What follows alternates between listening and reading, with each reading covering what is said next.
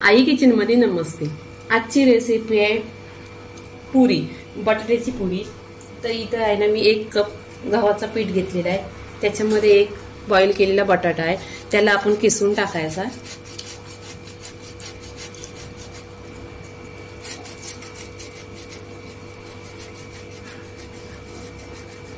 इथं अर्धा चमचा नमक घ्यायचा,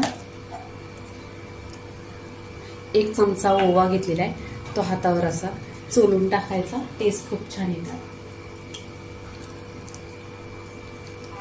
इथे 1 चमचा चिली फ्लेक्स टाकली आहे, तुम्ही लाल मिरची पावडर टाकली तरी पण चालेल।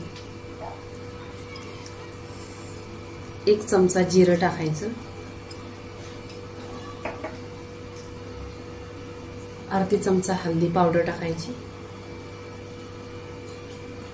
1 चमचा हिरवी मिरची आहे, मिक्सरवर पिसलेली आहे, अद्रक आणि याच्यात लसूण घेतलेली आहे, ही पेस्ट आहे। 1 चमचा तेल टाकायचं याच्यामध्ये,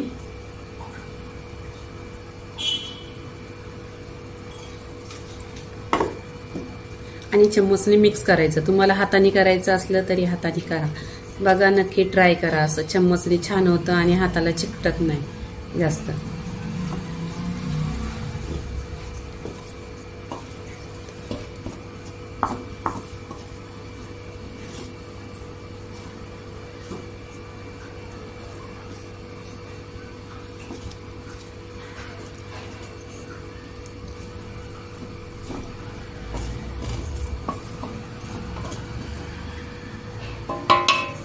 आता इथे हाताने पीठ मळून घ्यायचं।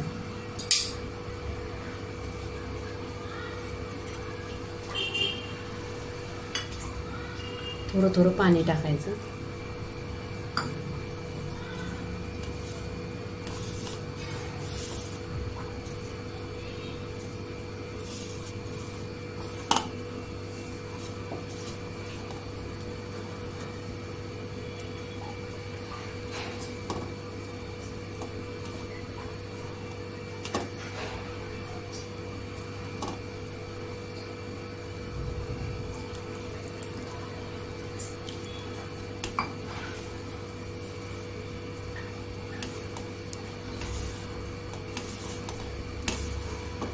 पिठाचा गोला असा मळून घेतलेला आहे, 1 अर्धा तास मळून ठेवायचा। इथे उंडी घेतलेली आहे,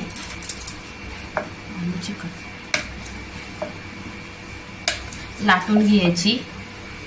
बघा इथे मी पीठ नाही लावलेलं आहे, त्याच्यावर काहीतरी डब्बा वगैरे ठेवायचा आणि छान अशी पुरी करून घ्यायची। इथे बघा अशी पुरी करून घ्यायची, परफेक्टली गोल। इथे बघा परफेक्ट अशी गोल पुरी बनलेली। आता पूर्णपणे या सगळ्या पुऱ्या बनवून घ्यायच्या। पुऱ्या लाटलेल्या आहेत, पूर्ण झालेल्या आहेत लाटून।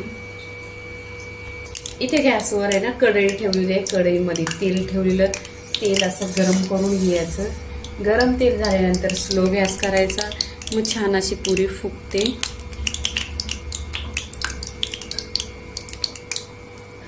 तर इथे तेलामध्ये पुरी टाकायची,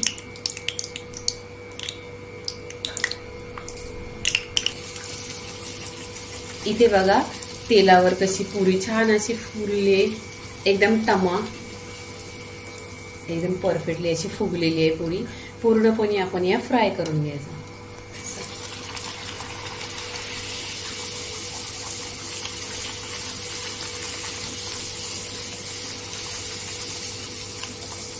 पुरीला असं टच करायचं, मग बरोबर फुलते।